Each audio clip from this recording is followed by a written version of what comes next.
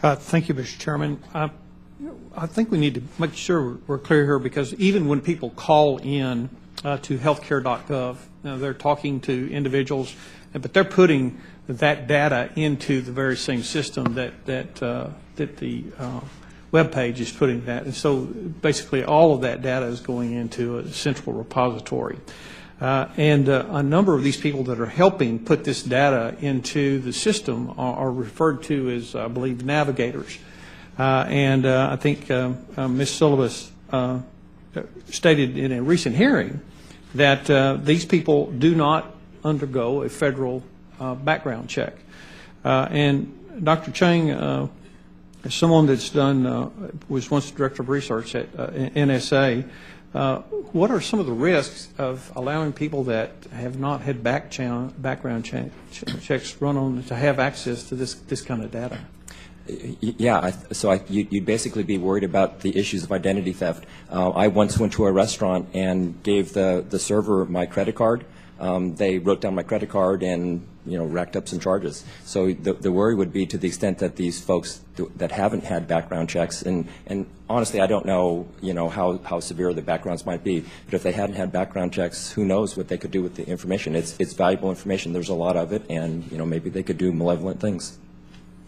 Mr. Wright, did you want to comment on that? Yes, sir. I actually conducted behavior analysis training at the National Security Agency. We had the damage assessment agents in from significant espionage cases like Earl Edwin Pitts from the FBI, Aldrich Ames, and Nicholson from the CIA. And one thing over and over again was you can do a background check and you can give a high level of trust, and it still doesn't mean, as we know from Robert Hansen, for example, people still don't turn bad. But from my experience in training and when we've gone and looked at the fact that you don't do at least a cursory background check and eliminate the obvious threats from the beginning means that convicted felons, people with other, you would no more want a convicted felon than somebody with a conviction for child pornography having access to certain government systems. There is the SF-85P from OMB establishes at least a baseline of information you can use to weed out candidates who should be disqualified from holding a position of public trust. The question is would you define a navigator from a policy standpoint as a position of public trust? And if you do, the procedures are already in place to assess those backgrounds. Mr. Wright, when I was reading your testimony, and I think you alluded to it in your oral testimony, about the fact that the Healthcare.gov has over 5 million lines of code. 500 million. 500 million, yeah. I mean, it's even worse than I've stated. And that Windows has 50 or 80 million lines of code.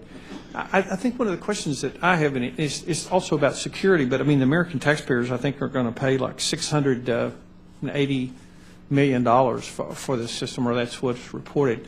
So the question is when, we've got a lot of e-commerce sites out there that have been in place for a very long period of time.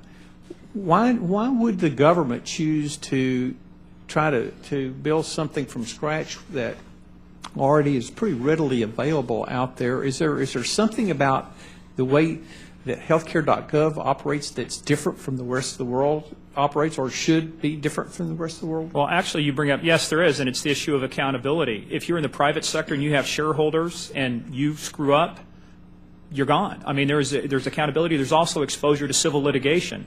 I can tell you, I worked at Cisco for 6 years, great company. We worked with a lot of countries and places.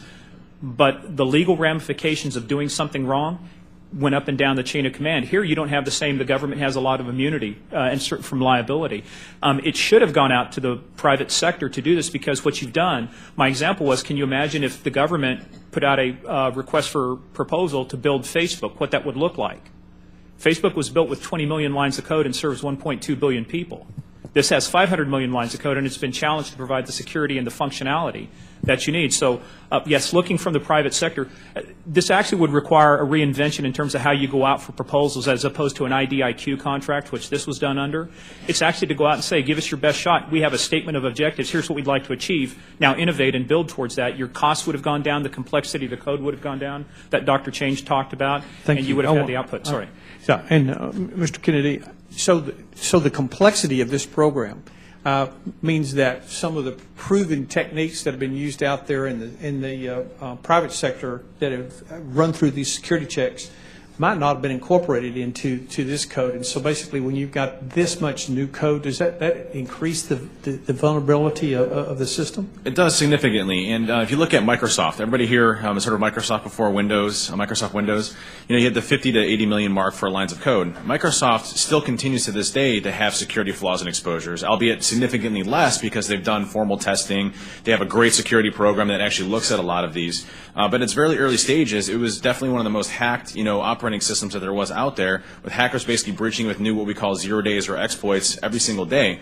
And so when you have 500 million lines of code, which is 6 times greater than the code of Microsoft, you have significant problems with manageability of code, the complexity of the code, and the introduction of exposures that are out there as far as exploits and attackers. So it's very difficult to manage something like that. It's very difficult to fix something like that, as well as even be able to address some of the security concerns that you have in a short period of time.